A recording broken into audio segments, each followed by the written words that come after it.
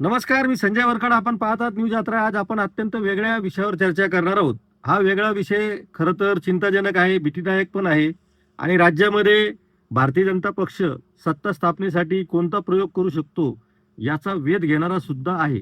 अकोटमध्ये भारतीय जनता पक्षाने एमआयएम सोबत केलेल्या आघाडीमुळं राज्यभरामध्ये एकच वादंग उठलेला असताना मुख्यमंत्री देवेंद्र फडणवीस यांनी मात्र त्यावर जहरी टीका केली आणि अशा पद्धतीचं म्हणजे समझोता आम्ही कदापि खपवून घेणार नाही असं त्यांनी सांगितलेलं आहे.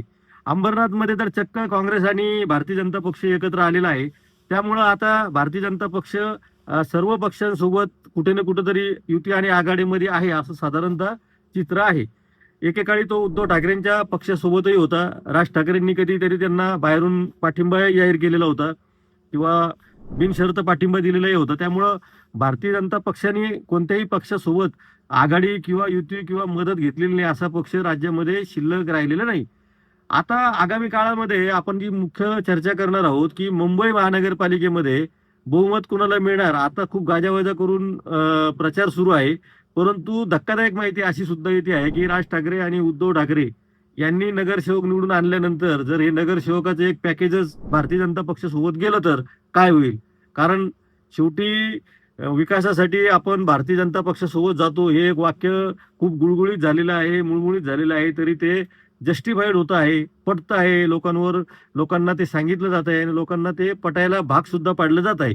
त्यामुळं इतका गाजावाजा करून मुंबई महानगरपालिकेच्या निवडणुका झाल्या. दोन ठाकरे बंधू एकत्र आले. दोन्ही ठाकरे बंधूंचा मराठी महापौराचा मुद्दा अखेर भारतीय जनता पक्षाला मान्य करावा लागला आणि भारतीय जनता पक्षही म्हणून भारतीय जनता पक्षाने शेवटी सांगितलं की आम्ही महापौर हा मराठीच करणार आहोत. या सगळ्या गोष्टींकडं सगळ्या राज्याचं लक्ष लागलेलं असतानाच ज्या या दोन आघाड्या आपण आधी चर्चा केलेली आहे की अकोटमध्ये आणि अंबरनाथमध्ये जे काही घडलं त्याने पुन्हा एकदा भारतीय जनता पक्षाच्या एकूणच धोरणांचा आणि तिथल्या स्थानिक पातळीवर नेत्यांनी घेतलेल्या निर्णयाचा धांडोळा घेण्याची वेळ आलेली आहे. एमआयएम सोबत जो पक्ष युती आणि आघाडी करू शकतो, काँग्रेस पक्षासोबत जो पक्ष युती आघाडी करू शकतो आणि सत्ता मिळवू शकतो, त्याला राजकारणामध्ये कुठल्याही गोष्टी वर्ज्य राहिलेल्या नाहीत. आता भारतीय जनता पक्षाच्या या आधीच्या सत्ता स्थापनेचा जो आपण इतिहास बघितलेला आहे त्यामध्ये सर्वात आधी तर अजित पवारांसोबत जो शपथविधी झाला होता त्यावेळेस राष्ट्रवादी काँग्रेस आणि भारतीय जनता पक्षाचं ते सरकार स्थापन होणार होतं, ते होता राहिलं. नंतर भारतीय जनता पक्ष आणि एकनाथ शिंदेच्या पक्षासोबत राज्यामध्ये भाजपचं सरकार स्थापन झालं आणि एकनाथ शिंदे मुख्यमंत्री झाले. एकनाथ शिंदे मुख्यमंत्री झाल्यानंतर पुन्हा आपण बघितलं की अजित पवार त्या पक्षामध्ये आले आणि अजित पवारांचा पक्ष फोडायची काय गरज होती ना अजित पवारांना सोबत घेण्याची काय गरज होती असे प्रश्न आजतागायत विचारले जात आहेत. त्यामुळे येणाऱ्या महापालिका निवडणुकांमध्ये भारतीय जनता पक्ष मुंबईचा महापौर करण्यासाठी कोणत्या थराला जाईल याची चर्चा निकाला आधीच सुरू झालेली आहे. आणि निकाला आधी जी भीती आहे की बहुमत मिळालं काय नाही मिळालं काय, एखाद्या पक्षाचा एखादा मोठा गट उचलायचा आणि आपल्या पक्षात प्रवेश करायला लावून आपला महापौर करायचा, हे भारतीय जनता पक्षाला कोणत्याही क्षणी जमू शकतं. त्यामुळं काही ठिकाणी असंही घडलं की उद्धव ठाकरेंनी अधिकृत उमेदवारी दिलेल्या उमेदवारांनी उमेदवारी अर्ज मागे घेतले. काही ठिकाणी एका उमेदवारांनी तर एकनाथ शिंदेच्या पक्षाला प्रचार आधीच पाठिंबा देऊन टाकलेला आहे. त्यामुळं हे जर प्रचाराच्या आधीच घडणार असेल तर निवडणुकीचा निकाल लागल्यानंतर मुंबईमध्ये विशेषतः काय होईल याचा आपल्याला अंदाज येतो आहे. त्यामुळे या सगळ्या परिस्थितीमध्ये भारतीय जनता पक्षाने आणि एकनाथ शिंदेच्या पक्षाने जरी बहुमत मिळालं नाही आणि काठावरचं बहुमत जरी त्यांना मिळालं तरी महापौर मात्र ते बसवल्याशिवाय राहणार नाही अशी एक चर्चा सुरू आहे. काँग्रेस पक्ष पूर्ण ताकदीनिशी लढत आहे असं जरी दाखवत असला तरी सुद्धा मुंबईच्या अनेक भागांमध्ये खरी लढत आहे ती महायुती विरुद्ध ठाकरे ब्रँड यांचीच आहे. आज राज ठाकरेंच्या बाबतीमध्ये आणि उद्धव ठाकरेंच्या बाबतीत बोलताना देवेंद्र फडणवीस असं म्हणाले की मी फक्त एकच ब्रँड मानायचो आणि तो ब्रँड म्हणजे फक्त बाळासाहेब ठाकरेंचा ब्रँड होता. त्यानंतर आता कोणत्याही नावाचा ब्रँड राहिलेला नाही. त्यामुळे जे आता ब्रँड म्हणून पुढे आलेले त्यांचा बँड वाजवल्याशिवाय आम्ही राहणार नाही. अर्थात हा इशारा त्यांनी उद्धव ठाकरे आणि राज ठाकरेंनाच दिलेला आहे. त्यामुळं दोन्ही भावांच्या या युतीला भारतीय जनता पक्ष किती हलक्यात घेतो आहे हे आपल्याला लक्षात यायला पाहिजे. देवेंद्र फडणवीस तर हे राज्याचे मुख्यमंत्री आहेत, ते भाजपचे खूप मोठे नेते आहेत, परंतु प्रवीण दरेकर असतील किंवा अमित साटम असतील या नेत्यांनी सुद्धा ठाकरे ब्रँडवर टीका करायला कुठलीही कसूर ठेवलेली नाही.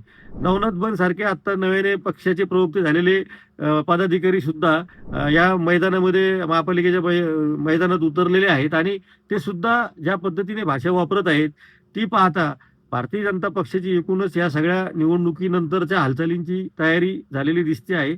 काठावर बहुमत मिळालं, स्पष्ट बहुमत मिळालं तरी पण महापौर भाजपचाच करायचा आणि नाही मिळाला तरी नगरसेवक फोडायचे. ही जर भाजपची रणनीती राहिली तरी ठाकरे ब्रँडनी काय करावं असा प्रश्न विचारला जाणं स्वाभाविक आहे. त्यामुळं बघायचं आहे की मुंबई महानगरपालिकेचा निकाल काय लागतो आणि मुंबई महानगरपालिकेचा निकाल लागल्यानंतर ठाकरे बंधूंचे नगरसेवक त्यांच्या सोबत राहण्यासाठी ठाकरे बंधूंना काही कसरत करावी लागेल की ठाकरे बंधूंचे नगरसेवक फोडून भारतीय जनता पक्ष सरकार स्थापन करू शकतो. कदाचित ही चर्चा आजच्या घडीला लोकांना थोडीशी हास्यास्पद वाटत असेल, परंतु हास्यास्पद वाटावं अशा अनेक गोष्टी महाराष्ट्रात घडत आहे. त्यामुळे ही चर्चा तुम्ही आज हास्यास्पद म्हणू शकता, पण उद्या जर असं घडलं असतं त्याचं आश्चर्य वाटायला काही नाही. कारण एमआयएम सोबत आणि काँग्रेस सोबत जर युती आणि आघाडी होऊ शकते तर भारतीय जनता पक्ष उद्धव ठाकरेचे नगरसेवक का फोडणार नाही? भारतीय जनता पक्ष उद्धव ठाकरेंचा पक्ष फोडून त्यांना पक्ष देऊ शकतो, एकनाथ शिंदेना. शरद पवारांचा पक्ष फोडून अजित पवारांना पक्ष देऊ शकतो. तर राज ठाकरे आणि उद्धव ठाकरेंचे नगरसेवक फोडून मुंबई महापालिकेची सत्ता का स्थापन करू शकत नाही?